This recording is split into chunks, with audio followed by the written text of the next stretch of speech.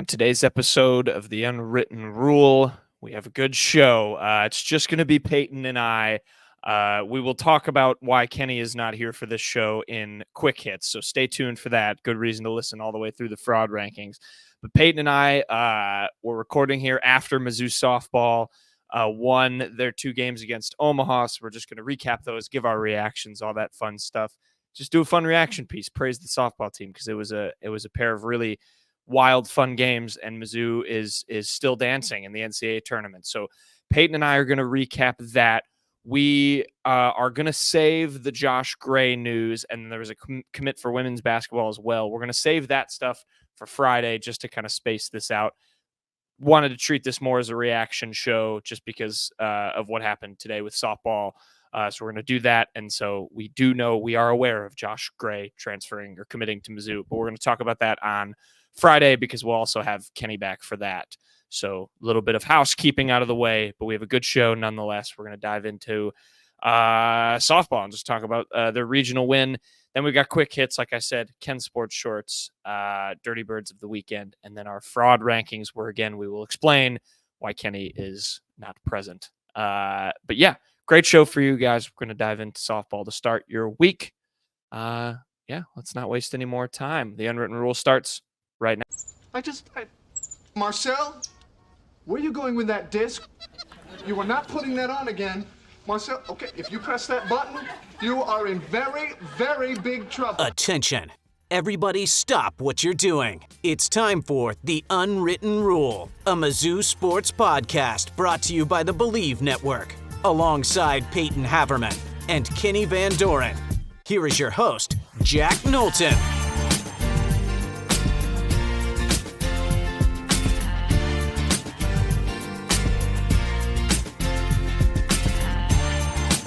Welcome back to The Unwritten Rule. Today is Monday, May 20th, and Mizzou softball has survived and advanced, Payton.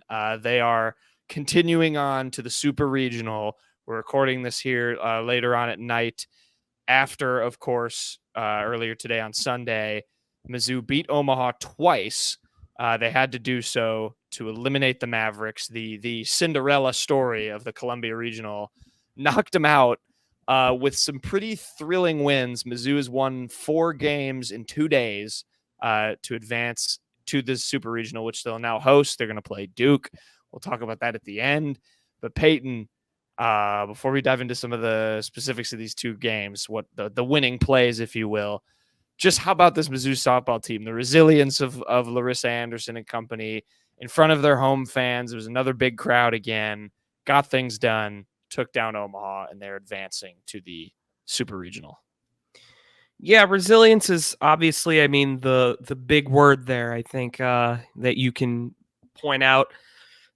Nowhere was it more evident than in Laurin Krings. Let's just give her flowers right away. Pitched both games against Indiana and Washington yesterday to even get to this position. Pitched the first 5 innings of game 1 before being lifted for Taylor Pinnell, who normally closes.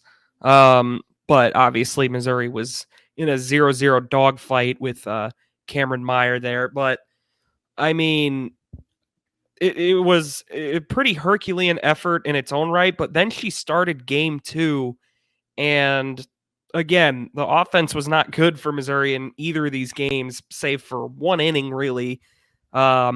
But Laurin Krings, just absolutely deadlifted them to a win. This second game stat line is probably one of the biggest performances in Mizzou athletics history. 9 innings, 4 hits, 0 earned runs, 1 walk, and 15 strikeouts.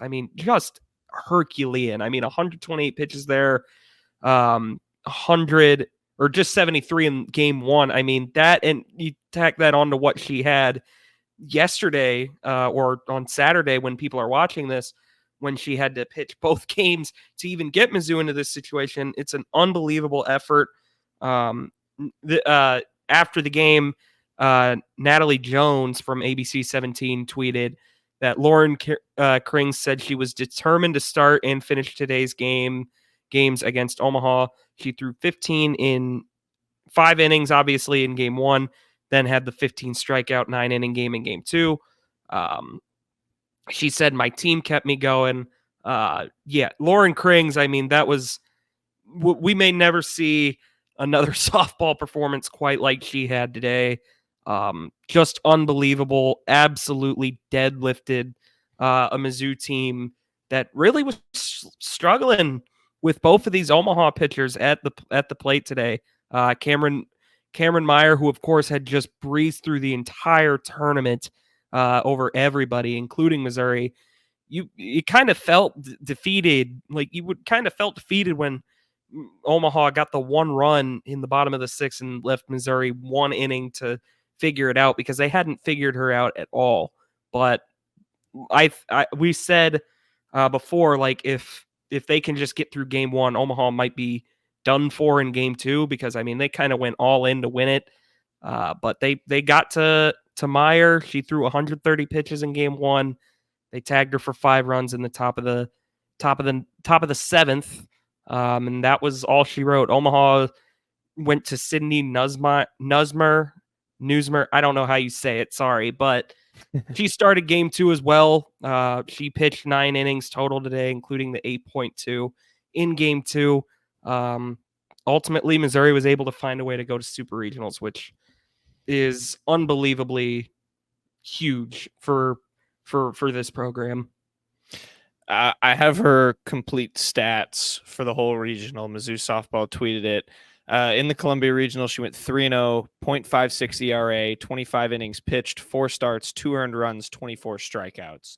And this is Krings, right? This is Krings, correct? Right. This is Laurin Krings, and yeah, just unbelievable. I mean, I you get into these pitcher duels in these softball games, and I think Mizzou fans probably, if you're watching at home or in the stadium, breathed a pretty deep sigh of relief when Cameron Meyer came out. They brought up the name Osity Alexander, which I got a chill down my spine hearing her name, because of course Mizzou fans will remember her absolutely dicing up the Tigers for James Madison in the Super Regional a couple of years ago.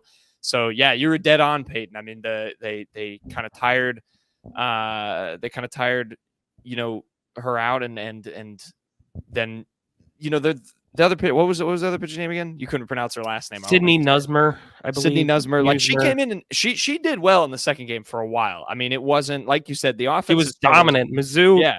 had 1 base runner reach in the first inning, and then did not have another one until the 6th, I believe. Yeah, but I think it was still a relief to see Cameron Meyer get tired. And then I remember I texted somebody. I was like, dude, why does this team have 2 elite pitchers? Like, what are we doing here? But Mizzou just comes in clutch. It was obviously Krings in the circle, doing it all. And then, I mean, we got to talk about some of the clutch hitting, and they brought this up in the game. The real interesting part with this team is the comparison I can make off the top of my head when I heard this was, they talked about how, in their lineup, they have like sort of a 5 senior and 4 to 5 freshmen that kind of, make the bulk of their lineup. I thought of the Golden State Warriors, the one year when they decided to tank and get 2 top draft picks, and they have this sort of 2 timelines. That's what it feels like Mizzou is doing, because they have these, these older players like Krings and Honnold. And then they have someone named Madison Walker who absolutely, lifted this team in both games. The freshman coming into pinch hit in the first game, got a single, and then 2 batters later, Alex Honnold hit the home run that blew the game open and allowed Mizzou to close things out and force the game 2. And then in the second game, she does it again. A true freshman stepping up in the biggest game of the season, hits a single right down the middle that gets through the glove of, I forget who it was at second for Omaha, and wins the game for Mizzou. I mean, it was just unbelievable. It feels very, very magical to see that sort of happen, and to have it be a true freshman. I mean, you're going to remember that for a long, long time. Obviously, we hope it's not the peak of Madison Walker's career, but I mean, just the names, Payton, that, you go from, someone like Alex Honnold or Laurin Krings, and obviously Alex Honnold had a big moment herself hitting that home run, but Jenna Laird as well. And then you hear these names that you don't know as well step up. I mean, it's just kind of a fun blend to have on this team.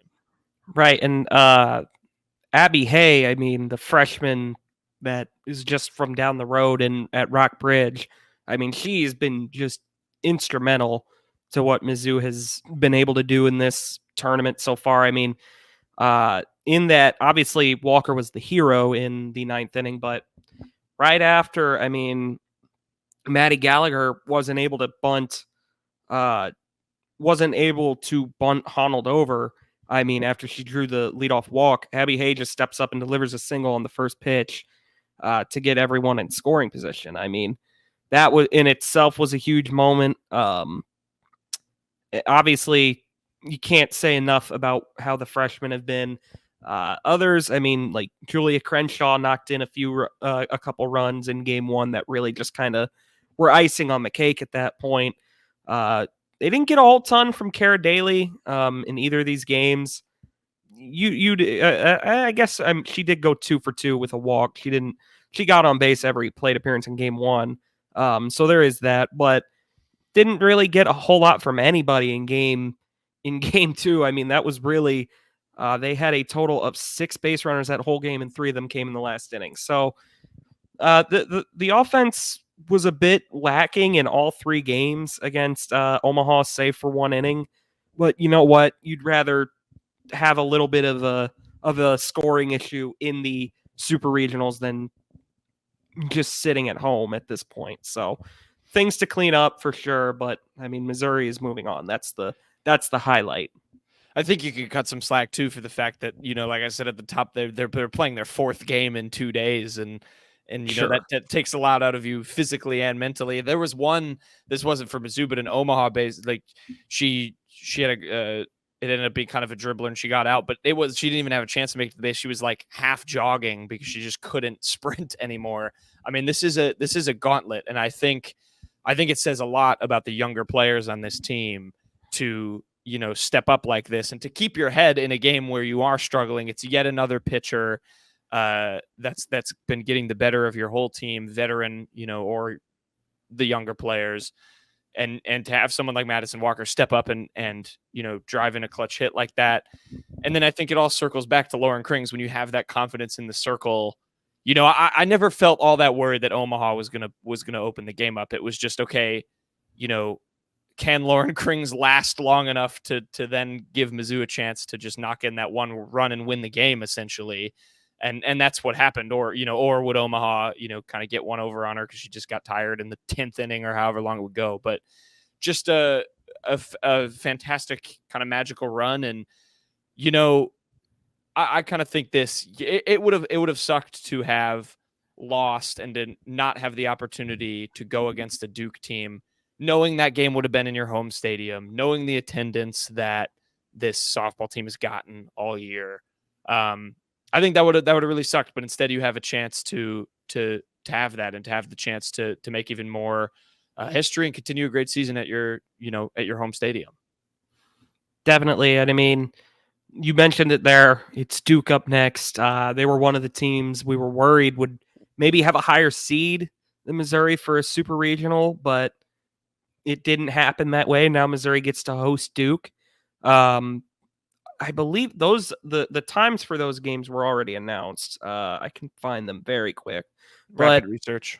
Yeah, it was 1 p.m. Central Time on Friday for game 1, noon on Saturday for game 2, and then if they need a Sunday game, that is to be decided. So, we'll see what happens. Missouri, obviously, this is probably, I don't think you can consider anything that happens from here on out anything other than just icing on the cake for a very good year. It's nice to see Missouri be able to take advantage of the fact that they are hosting a super regional rather than crashing out in the opening round. Yeah, definitely. I think yeah, like just kind of like we both said, it's just nice to like know that you had that opportunity to play at home, to not to not throw that away and to not lose that. And like you said, put the cap on a very good season, and one that, there was a point when I remember they were saying, oh, is Laurin Krings about to watch her, final 3 outs, as a Missouri Tiger. It's nice, one, to see that her career is kind of is going to continue, and she's going to have a chance to put her name on the map even more nationally. I think she's already gotten a lot of recognition for what she did here today, or on Sunday rather. But I think also, it affirms that this team seems like it's in pretty darn good hands for the future. With some of these freshmen and these younger players coming in. I'm looking at the Duke schedule, Payton. This team went 50-6 on the year. Yep.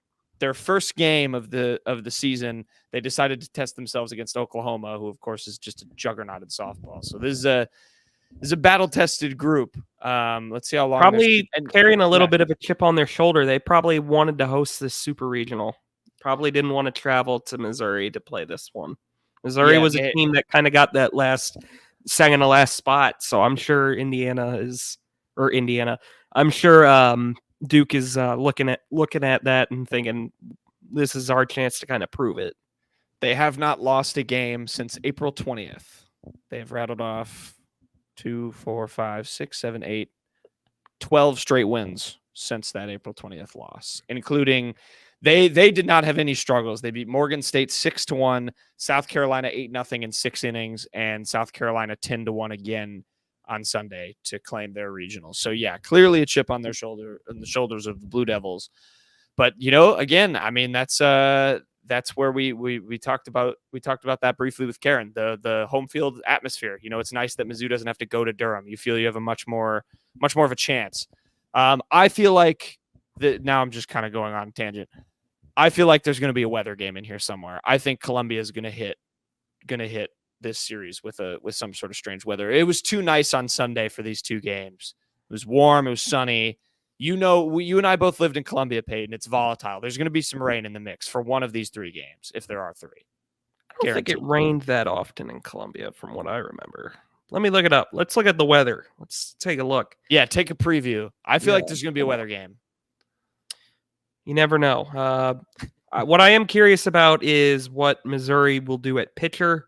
Obviously, Laurin Krings just threw 364 pitches in 2 days.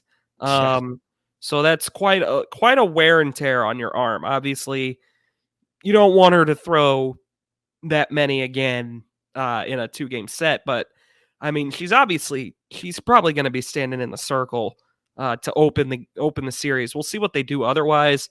Marissa McCann is someone that obviously they trust. Sierra Harrison got the first start of the postseason for Mizzou, so we'll see maybe if they mix her in. Taylor Pinnell will obviously factor in somewhere, but we'll have to see what happens there. But either way, as far as Laurin Krings go, I think her legacy is pretty well cemented in Columbia. She's been a very consistent player for them pretty much all 4 years there. There is a 46% chance of rain on Friday, 34 on Saturday, 56 on Sunday. Oh, so see, I told you. About coin flip odds each day. Yeah. That's that is a week one that bodes. The weather can change in what do we have, 5 days time, as can that serves as rest for Laurin Krings' arm, which is nice. But yeah, that first game on Friday. Obviously, if you're in Columbia, go, because the home field works. So, that's the benefit of this team being really good and getting a super regional. So yeah, just happy. I'm happy to see a tournament run. This is just fun. I know that the Carrick Jackson's building something with the program with baseball, but at this point in the year, it's very nice to just have some postseason Mizzou to kind of sink our teeth into. It's electric. And we'll be watching. We'll do a preview. Hopefully we'll get Karen or maybe Brandon on to come and preview the super regional, and we'll have it out. We'll have that show out. It's perfect timing for us. We'll have the show out Friday morning. We'll have a preview, listen to the preview, watch the game. Seamless. But yeah, exciting stuff. Mizzou 2 wins over Omaha here on Sunday, and just an epic win. We'll segue. We'll finish with quick hits. Like I said in the intro, if you skipped that, we're going to talk transfers, because there were 2, one for men's, one for women's basketball. We're going to do that also for Friday. So everyone keep your head on straight. We are aware of those, but we're going to talk about them on Friday. Until then, we will segue to quick hits.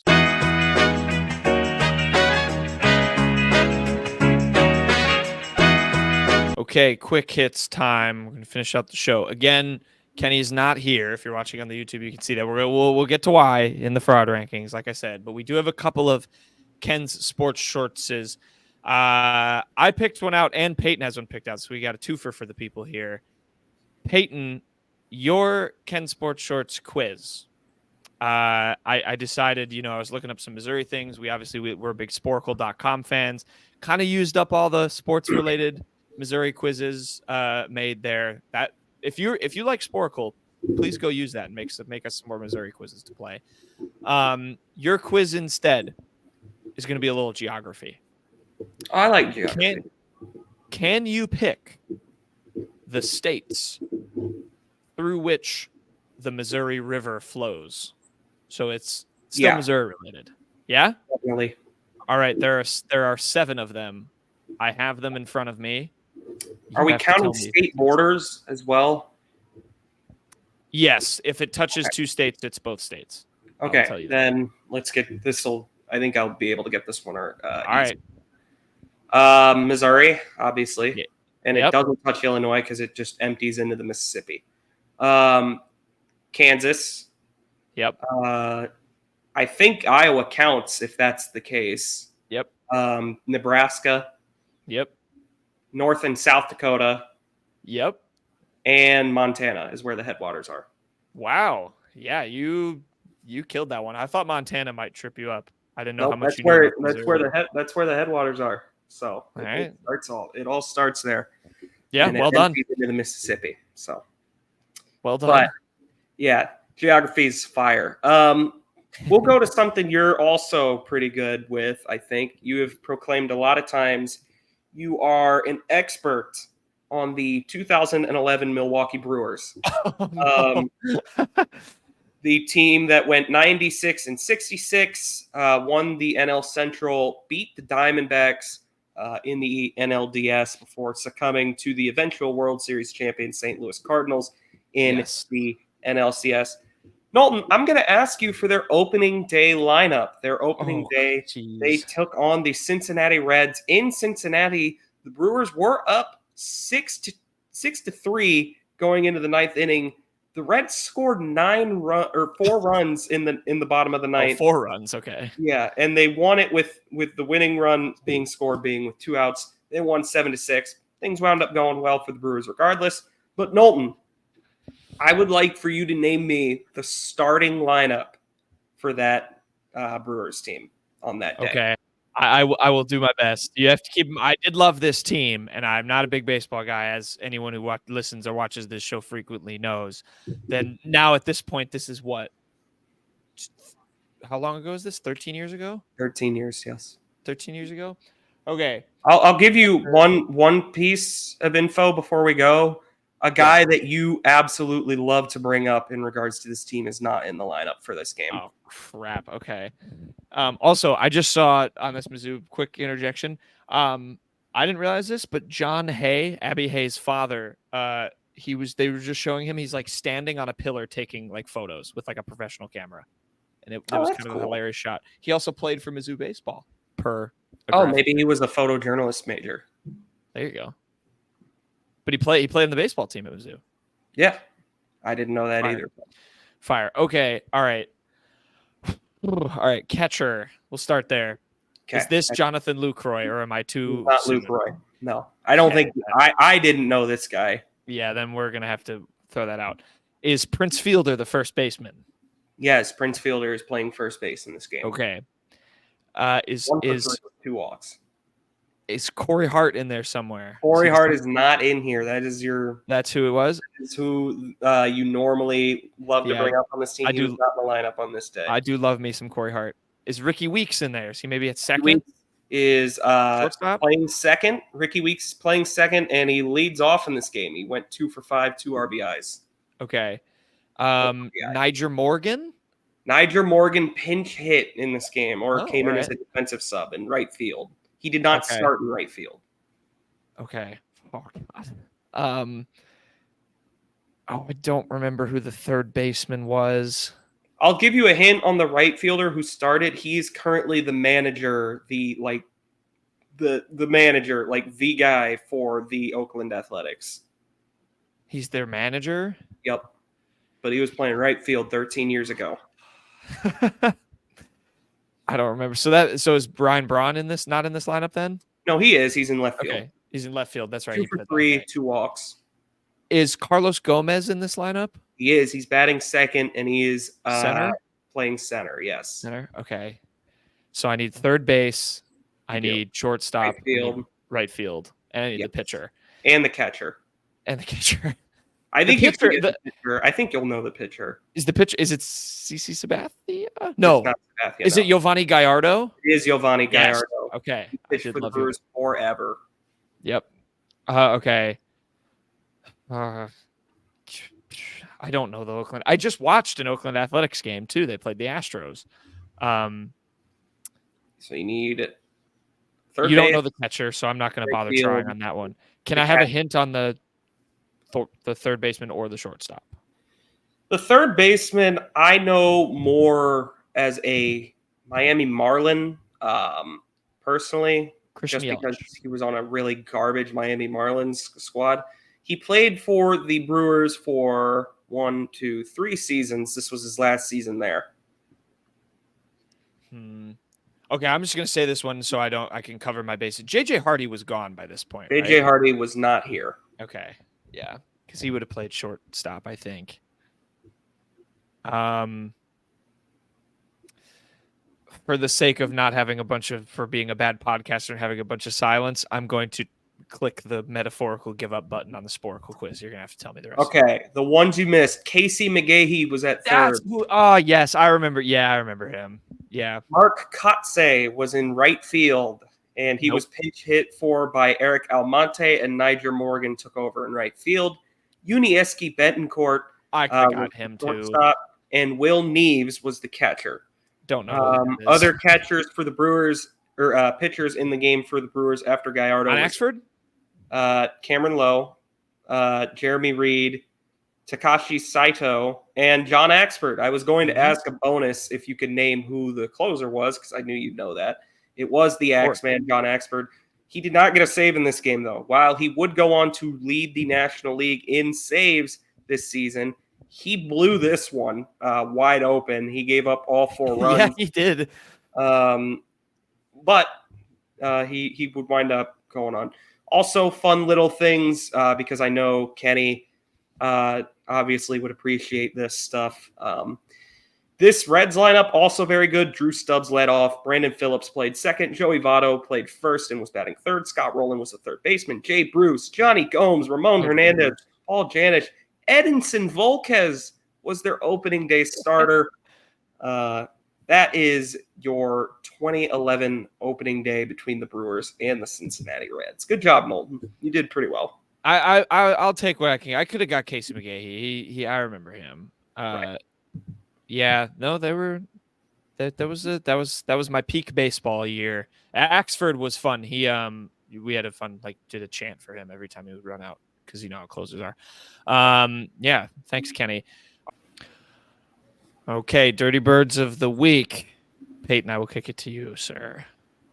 Dirty Bird of the Week, number 1, is going to the St. Louis Cardinals because they flashed how teams do the birthday messages like in the stadium. They flashed a message that said, "Happy 10th B-Day, Bethany. Please fire Marmol." I don't know how that could possibly get past one of those employees, but there you go. Birdland, the best fans in the world, as they like to call themselves. Very happy campers right now in St. Louis. I know normally these are like a surprise for like the kid. I would like to hope 10-year-old Bethany was in on this and was just like, what I would want for my birthday is to put this message on the screen. Can you do that for me, parents? And they did. Right. I would like to know a little more info and how this even got past them. But moving on. My next Dirty Bird of the Week is going to be Scotty Scheffler. If you're wondering the bird connection, his goal is to get birdies on the golf course. So there's the bird connection. Scotty Scheffler, the world number 1 golfer, had quite the Friday morning. He was I mean, obviously, he's going to. It's the PGA Championship. It's being played at Valhalla in Louisville. He was trying to just get in. There was a big accident, from what I understand. The details are all very murky right now. Still, there's a bit of a he said, she said element. But I mean, Scheffler was just trying to get to Valhalla early in the morning. There was a big traffic jam because there was an accident that I believe killed a person. Yeah. And as he was trying to just go around the traffic jam, a police officer told him to stop. He didn't, I guess, like there was in everyone's words, there was a lot of miscommunication going on. Scheffler just kept driving, and I guess somehow a police officer was getting dragged along. There was the whole, the officer's uniform totaling $80 was ruined. Very crazy situation. Scheffler, what 100% happened was Scheffler was taken to jail. He had his mugshot taken, and he eventually was released in time for him to get back to the golf course for his opening tee time. Pretty crazy situation, man. That's all there really is to it. I mean, he's literally golfing on my TV screen right now. He's 10 under, shooting for birdie, or putting for birdie, rather, and he made it. So there's the bird connection. He just got a birdie. But yeah. Yeah, this was wild. Waking up to this was so wild because didn't he break like a record for one of the better rounds in this tournament? Like the day before? He had a crazy good day one, and yeah, it was just a very crazy morning. I believe he said in like the post round presser, like he said, yeah, I had to do my stretching in a cell this morning, which is just crazy. Yeah, I mean, obviously, you know, it's very unfortunate. Like that there was an accident, and someone died and stuff, and like, you know, that's obviously awful. But it's just, yeah, I don't know how you don't communicate that. No, how does that not get to Scheffler to say, hey, you need to like hold up? It's not like a normal barricade, you know. There's not a normal security measure. Like something's happened here. He just tries to drive around. It's pretty wild. And yeah, I don't think he's going to end up facing anything. Hopefully he paid that guy's uniform fee. I would like to think Scotty Scheffler, the Masters champ, can afford that. And there was that whole thing with Jeff Darlington was like trying to I guess, clear up the situation. Just a crazy situation, man. Yeah, definitely not. Here are the details. Traffic outside the golf course had been stopped after a man was struck and killed by a shuttle bus. Those are the charges he was facing. Yeah, very crazy, man. It's wild that the mugshot got out there. I saw some pretty funny sketches that was like, it's like POV, you're a University of Louisville kid in a drunk tank, in the drunk tank when Scotty Scheffler becomes your cellmate. And, you know, just like, can I get a picture? Like, yeah, wild stuff. Jeff Darlington, they're journalism, right place at the right time. He was filming it. Here's what he said. Talking to the officers. Saw the incident. Scheffler was trying to drive around the crash scene on a median. A police officer instructed Scheffler to stop, but Scheffler continued to drive about 10 to 20 yards toward the entrance. At one point, an officer attached himself to the side of Scheffler's car. Scheffler stopped his car as he turned into the entrance. After about 20 to 30 seconds, Scheffler rolled down his window to talk to the officer. The officer grabbed Scheffler's arm to pull him out of the vehicle, according to Darlington. The officer reached inside the vehicle to open the door, and once Scheffler was pulled out, he was pushed against the car and placed in handcuffs. So wild. That is Jeff Darlington's account of what happened. Yeah, the world #1 golfer. Yep. Yeah, just not the alerts I was expecting to wake up to on Friday morning. But yet here we are. And so he doesn't have I thought he had that great round, but he's not going to win the tournament, it looks like, because that would be an ultimate, you know, full circle. Yeah, currently he's not looking like a favorite. Thigala's coming along. There he goes, 14 under. He's only one back. Xander and Morikawa are in the lead at time of recording on the 4th hole now, I believe. Yeah, they're both through 3. Schauffele's up 1 on Morikawa. We have live golf and live softball. Lowry. He's up on Lowry as well. So Lowry is at 15 under. Live golf and live softball in the pod. You can't ask for anything better than that. And not a live pod, so you're gonna hear this after. Yeah, so this is all completely pointless Yep. to be talking about. Mizzou, by the way, is still tied at 0-0, top of the fifth. One runner on, one out. So, Come game's on, cruising Tigers. Yeah. along. Next up, what do we have? Dirty Birds is log to check later. My dirty bird of the week. I'm going over to some mid-major college programs, I guess, or program in general. My dirty bird of the week is going to be the University of Maryland Eastern Shore. Now, Payton, what's their mascot? I know you know it. They are the Hawks. Good job. They're the Hawks. There's your bird. This comes from College Basketball Report on Twitter. The University of Maryland Eastern Shore. This is mainly a dig at their baseball team. What They in just the world? How they do you just have not yeah. hire a coach by now? Yeah. Why you're spoiling it? Let the people hear. Some people are on the YouTube. You've seen their so Maryland Eastern Shore has a pretty poor track record of a few sports. Football, they do not have a team. Probably not that surprising. It's a small school. In men's basketball, they have not hired a head coach yet. Today, I don't know if they've hired a head coach. Payton, look that up for me while I'm saying this. Let's see if they've hired a head coach now. Today is May 19th, 2024. And Maryland Eastern Shore men's basketball has not hired a head coach. The transfer portal closed on May 1st, so they don't have a coach in the middle of an offseason during a transfer portal. We're currently looking to see if they've since hired a head coach. It still says vacant. Vacant, no coach yet. All right. And then, Peyton, can you go back to the tweet for a second? Then their baseball team at Maryland Eastern Shore this season went 0-48, first winless Division I team in baseball since 2009. Yeah, they had a game where they scored like 21 runs or something and lost. It was crazy, some of the scores they had in there. This is really funny about their basketball team because I remember a similar situation with them a few years ago where they just didn't hire a coach in time, and so they went with an interim for a season. I'm going to see if I can find what year that was. Yeah, here, 2018, 2019, they went with Clifford Reed as an interim for the whole season. So they've done this before. Yeah, here it is. On March 26, 2018, it was announced that head coach Bobby Collins' contract would not be renewed. So they just decided to have this guy be the interim for the whole year. Instead of hiring a real coach. Instead of hiring a coach. Yeah. That's insane. Well, and then the next year they hired Jason Crafton, who was the guy they just fired. I mean, yes, they went 9-20. They went 18-13 the year before this. Maryland Eastern Shore, I'm not trying to be mean. You should probably keep a coach around if he went 18-13. At Maryland Eastern Shore, there's a short leash at Maryland Eastern Shore, Peyton. They expect results. Clearly, immediate results. They have never been to. Where is Maryland Eastern Shore? I assume on the Eastern Shore of Maryland. Well, yes, but where on the Eastern Shore? Like Princess Anne, Maryland, which is indeed.